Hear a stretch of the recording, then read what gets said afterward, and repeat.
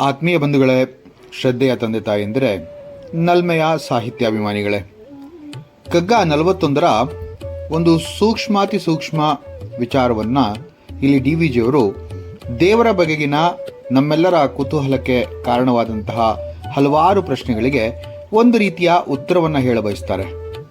ಎಲ್ಲರೂ ದೇವಸ್ಥಾನಕ್ಕೆ ಹೋಗ್ತಾರಲ್ವಾ, ಎಲ್ಲರೂ ಕೂಡ ಅವರವರ ದೇವರನ್ನ ಪೂಜಿಸ್ತಾರೆ, ಆರಾಧಿಸ್ತಾರೆ.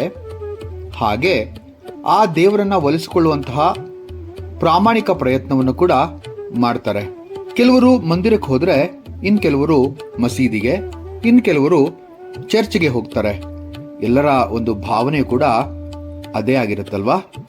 ದೇವರು ಎಲ್ಲರಲ್ಲೂ ಕೂಡ ಒಂದೇ ತರನಾದಂಥ ಭಾವನೆಯನ್ನ ಹೇಗೆ ತಂದ? ಹಾಗಾದ್ರೆ ಇದೊಂದೇ ವಿಚಾರ ಸಾಕು ನಾವು ಪ್ರತಿಪಾದಿಸೋದಕ್ಕೆ.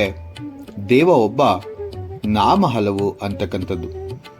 ಇಲ್ಲಿ ಮಂದಿರಕ್ಕೆ ಹೋದಾಗ ಜನಗಳು ಮಾಡುವುದಾದ್ರೂ ಏನು? ಮಂದಿರ, ಮಸೀದಿ, ಚರ್ಚ್ ಅಂತಹ ಜಾಗಗಳು ಬರೀ ಆಡಂಬರಕ್ಕೋ ಅಥವಾ ಡಂಬಾಚಾರಕ್ಕೋ ಅಥವಾ ಸಂಭ್ರಮಾಚರಣೆಗೋ, ಈ ಯಾವ ವಿಚಾರಕ್ಕೂ ಅಲ್ಲ. ಜನಗಳಲ್ಲಿ ಹೋಗ್ತಾರೆ ಪರಮಾತ್ಮನ ಪರಮಾರ್ಥವನ್ನ ತಿಳಿಯೋದಕ್ಕೆ. ಎಲ್ಲ ಮತದಲ್ಲಿರುವಂತಹ ಈ ಒಂದು ಪರಮಾರ್ಥದ ಸಾಧನೆ ಒಂದೇ ತರನಾದದ್ದು. ಆ ಪರಮಾತ್ಮನ, ಆ ಪರಮಶಕ್ತನ ಸಾನ್ನಿಧ್ಯದಲ್ಲಿಯೇ ಸುಖ, ನೆಮ್ಮದಿ, ಆಸೆ ಪೂರ್ತಿ ಮತ್ತು ಮೋಕ್ಷ ಅಂತಕ್ಕಂಥದ್ದು.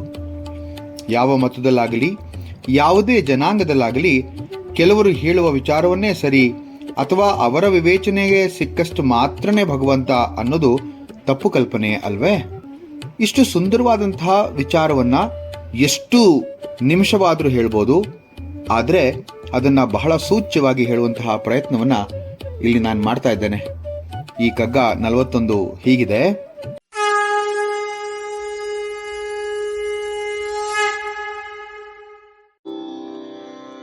ಕದಕಗಳಿಯನು ಬಿಗಿದು ಬೊಮ್ಮ ಗುಡಿಯೊಳಗಿರಲಿ, ಅದರ ಕೀಲ್ ಕುಂಚಿಕೆಯ ಹೊರಕೆಸೆಯೇ ಸಾಕು.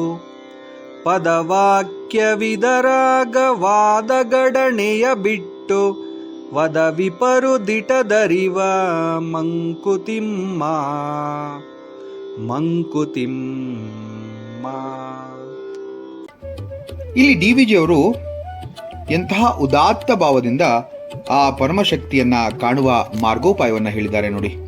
ಮೊದಲು ಆ ದೇವರನ್ನ ಮಂದಿರದಲ್ಲಿಟ್ಟು ಬಾಗಿಲಿಗೆ ಬೀಗವನ್ನ ಹಾಕಿ ಆ ಬೀಗದ ಕೈಗೊಂಚಲನ್ನ ದೂರಕ್ಕೆಸೆದ್ರೆ ಆಗ ನಾನಾ ಶಾಸ್ತ್ರಗಳನ್ನ ಬಲ್ಲವರು ಶಬ್ದದ ಆಡಂಬರವನ್ನ ಇಟ್ಟು ಜ್ಞಾನ ಸತ್ಯದ ಅರಿವನ್ನ ಎಲ್ಲರಿಗೂ ತಲುಪಿಸುವಂತಹ ಪ್ರಯತ್ನವನ್ನ ಮಾಡ್ತಾರೆ. ಯಾಕೆಂತಂದ್ರೆ ಗಡಣೆ ಅಂತ ಹೇಳಿದ್ರು, ಶಬ್ದದ ಆಡಂಬರ. ಆ ಶಬ್ದದ ಆಡಂಬರವನ್ನೇ ಬಿಟ್ಬಿಟ್ಟು ಸತ್ಯದ ಜ್ಞಾನವನ್ನ, ದಿಟದ ಅರಿವು ಅಂತ ಹೇಳಿದ್ರು ನೋಡಿ, ಒದಗಿಸ್ತಾರೆ ಅಂತ ಹೇಳೋದಿದೆ. ಕದಕ ಗಳಿಯನ್ನು ಬಿಗಿದು ಬೊಮ್ಮ ಗುಡಿಯೊಳಗಿರಲಿ. ಕದ ಮತ್ತು ಅಗಳಿ ಅಂತ, ಅಗಳಿ ಅಂದ್ರೆ ಚಿಲ್ಕ.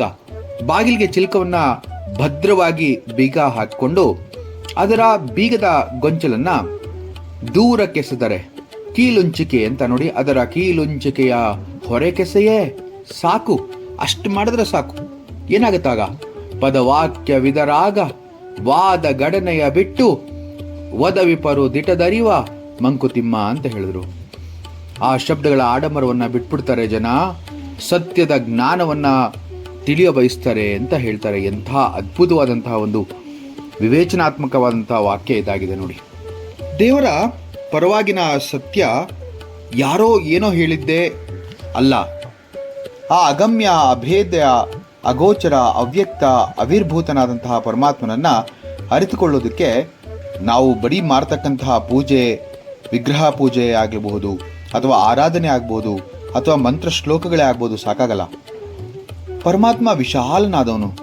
ಆತನನ್ನ ಅರಿತಷ್ಟು ಇನ್ನಷ್ಟು ಅರಿಯೋಷ್ಟು ಇನ್ನೂ ಬಹಳಷ್ಟಿದೆ ಅಂತಕ್ಕಂತಹ ಒಂದು ಭಾವನೆ ಮೂಡುತ್ತೆ ಹೊರತು ಎಲ್ಲವನ್ನ ಅರ್ಥಬಿಟ್ಟೆ ಅಂತಕ್ಕಂತಹ ಒಂದು ಸಮಾಧಾನದ ಒಂದು ಧ್ವನಿ ಅಲ್ಲ. ಆ ಅನಂತ ಕಲ್ಯಾಣ ಗುಣಗಳನ್ನು ಹೊಂದಿರುವಂತಹ ಆ ಪರಮಾತ್ಮ ಸಕಲ ಚರಾಚರ ಜೀವಿಗಳ ಒಡೆಯ, ಎಲ್ಲಕ್ಕೂ ಮೂಲ ಮತ್ತು ಗಮ್ಯನಾದ ಪರಮಾತ್ಮ ಎಲ್ಲಾ ಜೀವಿಗಳಲ್ಲಿಯೂ ಕೂಡ ಚೇತನ ಸ್ವರೂಪನಾಗಿ ಊಹೆಗೂ ನಿಲುಕದ, ಕೈಗೆಟುಕದ ಅಪರೂಪನಾದ ಆ ಪರಮಾತ್ಮನನ್ನು ಒಂದು ಚಿತ್ರಪಟದಲ್ಲೋ, ಒಂದು ಮಂದಿರದಲ್ಲೋ, ಒಂದು ವಿಗ್ರಹದಲ್ಲೋ ಸೀಮಿತಗೊಳಿಸಿ ಕಾಣುವಂಥದ್ದು ಎಷ್ಟು ತಾನೇ ಸರಿ ಅಂತ ಕೇಳ್ತಾ ಇದ್ದಾರೆ ಡಿ ವಿ ಜಿಯವರು. ನಮ್ಮ ದೃಷ್ಟಿಕೋನ ಸಂಕುಚಿತಗೊಂಡಷ್ಟೂ ಕೂಡ ಪರಮಾತ್ಮ ನಮ್ಮಿಂದ ದೂರನಾಗ್ತಾನೆ. ಯಾಕೆಂದ್ರೆ ಪರಮಾತ್ಮ ವಿಸ್ತಾರವಾದ ಚಿತ್ರದಲ್ಲಿ ಇರ್ತಕ್ಕಂಥವನು. ಆ ವಿಸ್ತಾರವಾದ ಅವನ ಆ ಚಿತ್ರಣವನ್ನ ನೋಡಬೇಕಾದ್ರೆ ನಮ್ಮ ಅರಿವಿನ ಪರಿಧಿಯನ್ನ ಕೂಡ ಮೊದಲು ನಾವು ವಿಸ್ತರಿಸಿಕೊಳ್ಳಬೇಕು. ನಾವು ತಿಳಿದಿದ್ದೇ ದೇವರಲ್ಲ, ನಾವು ಅರಿತಿದ್ದೇ ಸತ್ಯವಲ್ಲ, ನಾವು ಅಂದುಕೊಂಡದ್ದೇ ಭಗವಂತನಲ್ಲ. ಎಲ್ಲಿಯ ತನಕ ಸೀಮಿತ ವಿಚಾರವಿರುತ್ತದೋ ಅಲ್ಲಿಯ ತನಕ ವಿದ್ವಾಂಸರು, ಪಂಡಿತರು ಹೇಳಿದ್ದನ್ನೇ ಹೇಳ್ತಾ ಇರ್ತಾರೆ. ಅದಕ್ಕೆ ಡಿ ವಿ ಜಿಯವರು ಹೇಳ್ತಾರೆ, ಆ ಎಲ್ಲ ಒಂದು ಗಣನೆಯನ್ನ, ಅಂದರೆ ಮೊದಲು ಹೇಳಿ ಬಿಟ್ಟಿರತಕ್ಕಂತಹ ವಿಚಾರಗಳನ್ನು ಒಂದು ಮಂದಿರದಲ್ಲಿ ಹಾಕಿಟ್ಬಿಟ್ಟು ಆ ಕೈಗೊಂಚಲಿನ ದೂರಕ್ಕೆ ಹೆಸೆದು ಸತ್ಯದ ಜ್ಞಾನದ ಒಂದು ಹುಡುಕಾಟವನ್ನು ಮಾಡೋಣ ಬನ್ನಿ ಅಂತ ಹೇಳಿ. ಈ ಸೀಮಿತ ಜ್ಞಾನದಿಂದ ಸತ್ಯ ಬಯಲಾಗಲ್ಲ. ಗಹನ ತತ್ವದ ಮತ್ತು ಸತ್ಯದ ಅರಿವಾಗಲು ಅಧ್ಯಾತ್ಮ ಚಿಂತನೆ ಮನಸ್ಸಿನಲ್ಲಿ ಬರಬೇಕಾಗತ್ತೆ. ಸಕಲರಲ್ಲಿಯೂ ಕೂಡ ಪರಮಾತ್ಮನ ಅಂಶವನ್ನ ನೋಡುವಂತಹ ಒಂದು ಮನೋಭಾವನೆ ನಮ್ಮೆಲ್ಲರಿಗೂ ಬರಬೇಕಾಗತ್ತೆ. ಮಹಡಿ ಹತ್ತೋದಕ್ಕೆ ಮೆಟ್ಟಲು ಇರಬೇಕು, ಆದರೆ ಆ ಮೆಟ್ಟಲೇ ಮಹಡಿ ಅಂತ ಅನ್ಕೋಬಾರ್ದಲ್ವಾ? ಆದ್ರಿಂದ ದೇವರನ್ನ ಕಾಣೋದಕ್ಕೆ ಅನೇಕ ರೀತಿಗಳು, ಪೂಜೆ, ಪುನಸ್ಕಾರ, ನೈವೇದ್ಯ, ಆರಾಧನೆ, ಇದೆಲ್ಲನೂ ಕೂಡ ಒಂದು ಪ್ರಕಾರ. ಅದು ಸರಿ ಕೂಡ ಹೌದು, ಯಾವುದು ಕೂಡ ತಪ್ಪಲ್ಲ. ಯಾರು ಯಾವುದೇ ಒಂದು ರೀತಿಯಲ್ಲಿ ದೇವರನ್ನ ಆರಾಧಿಸಿದ್ರೆ ಅದು ಯಾವತ್ತೂ ತಪ್ಪಾಗಲ್ಲ. ಒಬ್ಬ ಸಗುಣದಿಂದ ದೇವರನ್ನ ಆರಾಧಿಸಿದ್ರೆ ಇನ್ನೊಬ್ಬ ನಿರ್ಗುಣ ಭಾವದಿಂದ ದೇವರನ್ನ ಆರಾಧಿಸ್ತಾನೆ. ಎರಡೂ ಭಾವನೆ ಕೂಡ ಅದು ಸರಿನೇ ಕೂಡ. ಆದರೆ ಇಲ್ಲಿ ಒಂದನ್ನು ಮಾತ್ರ ಅರ್ಥ ಮಾಡ್ಕೋಬೇಕು, ಮನುಷ್ಯ ಮನುಷ್ಯನಾಗಿರಬೇಕು. ಮನುಷ್ಯನ ಮನುಷ್ಯತ್ವದ ಒಂದು ಗುಣ ಇದ್ದಾಗ ಆ ದೇವರು ತನ್ನ ತಾನೇ ನಮ್ಮ ಮುಂದೆ ಗೋಚರಿಸ್ತಾನೆ ಅಂತ.